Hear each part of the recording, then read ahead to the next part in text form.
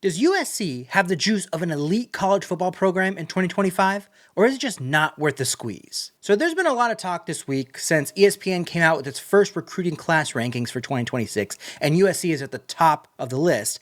And a lot of people are saying, has Lincoln Riley brought USC back to the glory days, or at least getting close to the glory days of the 2000s under Pete Carroll with Reggie Bush and Matt Leinart and all the championships and Pac-12 championships that they won during that era? And that was really the promise with Lincoln Riley when he first came over before the 2022 season and brought Caleb Williams over, is that he was going to return the Trojans to their glory days. And the first season looked great. They go 11-1 in the regular season. Caleb Williams wins the Heisman Trophy in his first season with USC, and it looks like they're back on top of the college football world. All they needed was this great coach, because USC is obviously a great program. But they lost to Utah by 1 in the regular season. They have a chance to avenge that loss in the Pac-12 championship game. They get their ass kicked by Utah, get knocked out of the college football playoff, seal the conference's chances of getting into the CFP that season.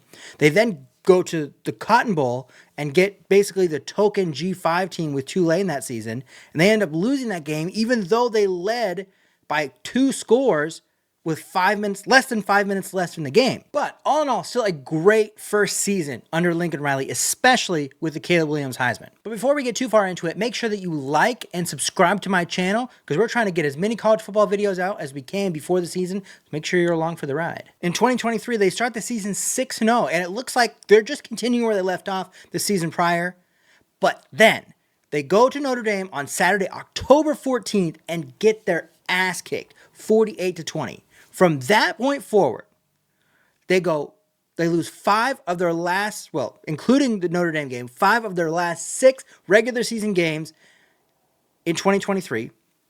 They finished the season 7-5, 5-4 in conference, and then in their first season in the Big Ten in 2024, they go 6-6 and 4-5 in the conference. In just regular season games, they've been 7-11 in their last 18 regular season games under Lincoln Riley. 6 of those games include Caleb Williams. So it's not just that they didn't bring in a quarterback of Caleb Williams' level. Obviously, you have a Heisman Trophy winning quarterback, first overall pick quarterback. It's hard to replace that. But including the end of Caleb Williams' career at USC, they are 7-11 in their last 18 regular season games. Now, they've won 2 straight bowl games. That's awesome. But again, if you're not making it to the CFP, what does it matter that you win or lose a bowl game? We're 2025 college football now. Like we're NIL college football. We're transfer portal college football. The bowl games are a crapshoot. If you're not playing for something real, which is the college football playoff, which I don't agree with. I love watching a bowl game. But we'll just say it how it is. The bowl games don't matter unless you're in the college football playoff. That's just real, especially if you're the USC Trojans. It doesn't matter that you won the Holiday Bowl.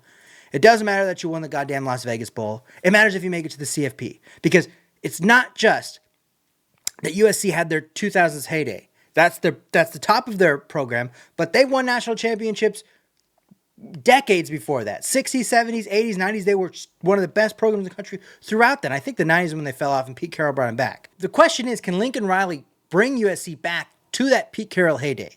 And I don't know if that's possible in 2025 college football. I don't know if it's possible to have the 2000s Trojans. I don't know if it's possible to have the Nick Saban Alabama Crimson Tide. I don't even know if it's possible for Kirby Smart to keep Georgia at the levels that they had it at prior to the 12-team playoff and all the craziness with NIL. But let's look if USC is even positioned to be maybe one of those top 10 programs in this new age of college football under Lincoln Riley. And I don't love talking recruiting, but I think this conversation, especially being that it started from these headlines about USC being the #1 class as we speak in 2026, according to ESPN, I think we have to look at recruiting, especially when we're trying to project what Lincoln Riley is building in LA. So let's look at the 3 recruiting classes that Lincoln Riley has had a hand in that have closed out, and their rankings according to 247, Rivals, and On3. So kind of the big 3 as far as rankings. I don't really care about ESPN because it's not on this list. But anyway, this will give us a good idea, right?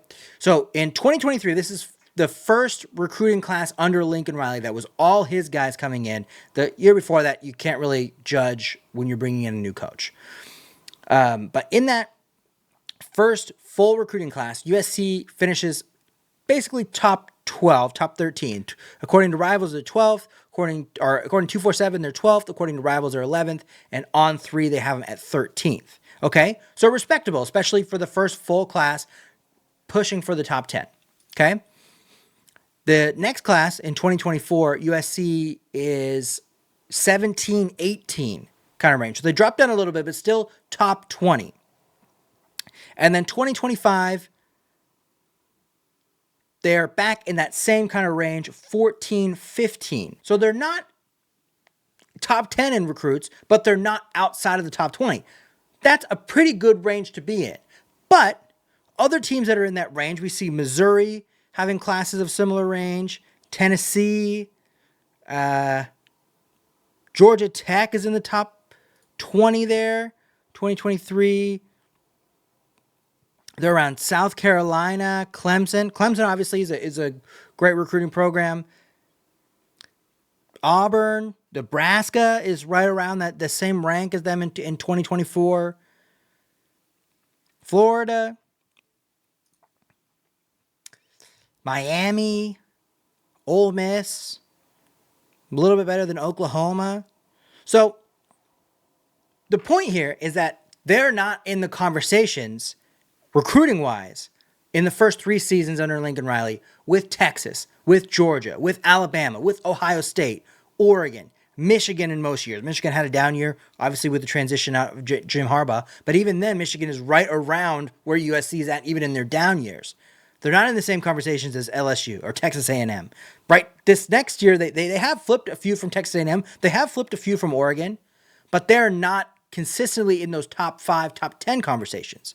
So the question is, does that make you elite recruiting-wise? I think that they're second tier. I think that they're B tier. So if they're not in the elite of the elite as far as recruiting in the first 3 years of Lincoln Riley, let's see what the viewership looks like, right? Because that ultimately is what brings in the money. That's ultimately why they're in the Big Ten, why they transitioned and killed the Pac-12. That's ultimately how they can get NIL money, is are their eyes on the product. So let's see where they are at in as far as average viewership in the national rankings. So this is that website that I used for my video a couple weeks back on reorganizing the top 40 teams into the top division of college football. And this is the site I use for viewership. So let's just look at where USC ranks in each of the first 3 seasons of Lincoln Riley's tenure. So this is in 2022. So they haven't a Southern Cal for whatever reason here. Southern Cal is 14th in the country with little over 2 million viewers. Below TCU, right between TCU and Florida State. Below Oregon, Texas, Notre Dame, Georgia, LSU, Tennessee. Obviously, the programs we were talking about, are they recruiting like these schools? No. Are they being viewed like these schools? Oregon, I guess. But still not in the top 10. That's 2022, his first season. You would think that that's the biggest season because that's Caleb Williams' Heisman Trophy winner. In 2023, the second season, Southern Cal is at 2.83 million viewers. So now we're pushing top 10. They're above Oregon. They're above Oklahoma, Washington, who went to the national championship that season. They're in that same range as LSU. So basically a top 10 season. Okay, so we're growing. We're starting to be in those conversations of the most watched team in the country. 2024, this is last season. USC, and again, that was a 7-5 season that they were almost top 10. Okay, now they go 6-6. Where is USC ranked in their first season in the Big Ten? So they're 2.48. So it basically stays consistent. They're not growing, but they're not shrinking, and they're between 10 and 15, 10 and 16 for the first 3 seasons under Lincoln Riley. Now, let's compare that to 2021, the first season prior to Lincoln Riley, right? In 2021, Southern Cal is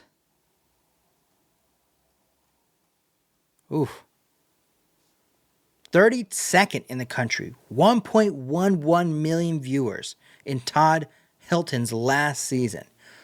So essentially, they doubled the viewership in Lincoln Riley's first season and keep them there. So maybe Lincoln Riley is not recruiting elite. Maybe this season he is, but the first 3 seasons, it's not. And maybe they're not at the elite level as far as viewership, where they're in the top 10. But that is a twofold change is enormous. And it wasn't a 1-year bump. He keeps the 2 million viewers. So from that perspective, I should say, he definitely is growing the program, is bringing it back to its heights, and it's adding juice to the program. That's kind of, you can't turn a program around in one season, especially after all USC has gone through, keeping Todd Helton Clay Helton, not Todd Helton. Todd Helton played for the Rockies. Clay Helton, for however long they did, for whatever reason, it was like 6 or 7 seasons when he was doing the 6-6, 8-5, not fighting for Pac-12 championship thing that he was doing. If Lincoln Riley can get the viewership up, maybe the recruiting can follow, maybe the NIL can follow, because that's the whole thing, right? LA, that's what everyone's been saying. Oh, you could definitely build an elite program in LA with NIL money, but not that many, people are leaving LA. And yeah, there's a lot of kids in California, but USC is not the best recruiter in California. Oregon, Ohio State, Texas, maybe not Texas as much, but Oregon, Ohio State, Michigan, they're taking kids out of California. They're not staying with USC. They're not going to UCLA. They're not going to Cal. They're going to the top programs in the country that, one, can pay them, but also get them to the NFL. So I don't think that is necessarily the biggest thing. Just location. You have to build a program there. Maybe this is evidence that they are. Maybe this is evidence that people want to see what USC has. So the last thing I want to talk about is the change to the Big Ten. And this is where I have a bone to pick with USC.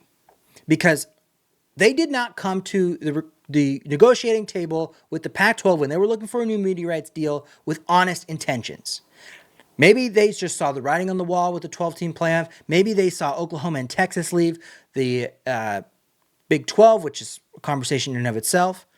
But they did not come to the negotiating table with honest intentions with the Pac-12. They leave in the middle of the night to go to the Big Ten and tear apart a 60-year-old, 70-year-old conference to keep themselves afloat, to keep themselves relevant, right? But what were they doing as a college football program prior to that to stay relevant, right? They fucking kept Clay Helton for all those years, and they were settling being a middling team in the Pac-12, hurting the value of the conference because they were not holding their value, which they should have had. They were not staying relevant. When Oregon was losing, they went and found new coaches. They didn't sit with Mark Helfrich after he fell apart. They went and found Taggart. Taggart left. They went and found Cristobal. They were hiring the biggest coaches every single time a coach came available. They were throwing the money at them.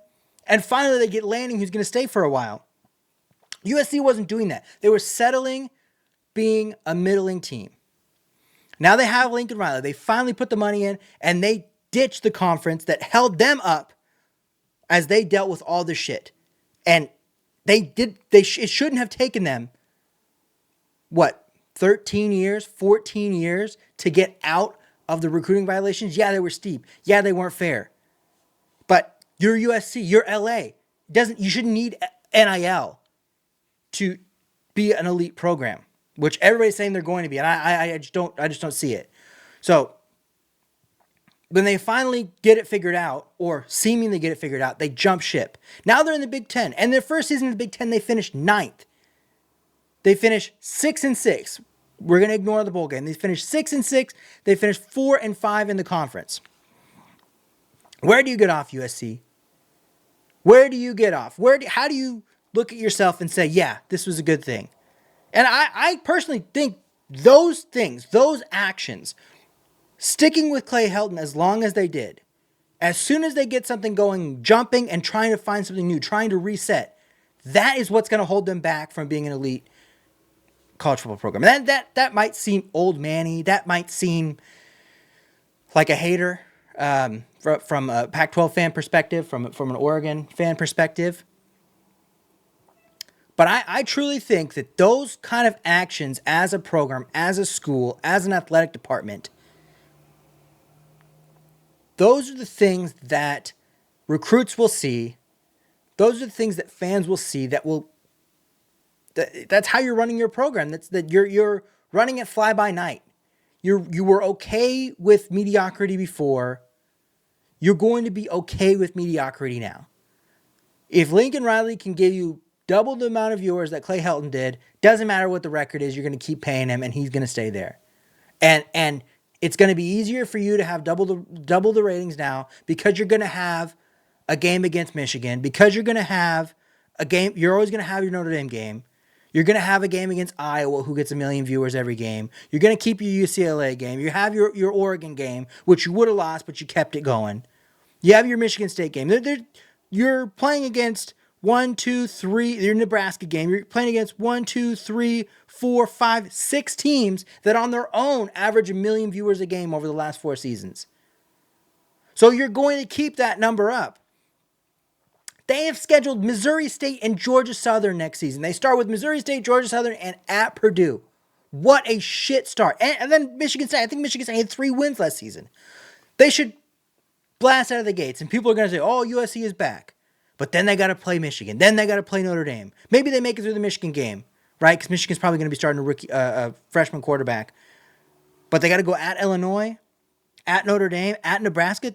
They're not. If they finish 6-6 next season, that would be an accomplishment because they should not be favored in any of these games. Besides Northwestern, maybe UCLA, maybe Michigan State, Purdue, Georgia Southern. So 5 games they should be for sure favored in. But they were okay with mediocrity before. So much so that they dragged the Pac-12 down with them. They did not hold up the standard of USC. And so Josh Pate, I see him talking about USC is still an elite program. They've been an elite brand for the history of college football. They'll stay an elite brand. No, because the people in charge at USC are okay with USC just being mediocre. And that's what they're always going to be. It doesn't matter what the recruiting says. Doesn't matter what their viewership says. Doesn't matter what the tickets say. They're okay with being mediocre. They will continue to be mediocre. And Lincoln Riley will get as much as he can out of USC, and maybe he'll jump ship. He's still young. He's still a good coach. But I think he's going to see that USC does not care about winning, does not care about holding up their end of the bargain when it comes to a media deal. They're in it to get as much as they can and not do anything else. And for that, USC is going to stay nothing. Thanks for watching that video. If you made it this far, make sure that you like and subscribe, and let me know what you think. I know this is a pretty harsh video for USC, but fuck them. Let me know what you think in the comments below. If you would like to watch more of my videos, I do have those for you. On this side here, I got my most recent video kind of in the same style as this one. It's about Notre Dame and how lucky they were in the 2024 season. Can they carry it to the 2025 season? Up here, I've got one of my most popular videos about my perfect Power 5 realignment, so check that out if you like a more conceptual video. Over here, I've got my subscribe link. Other than that, we'll catch you next time. See ya!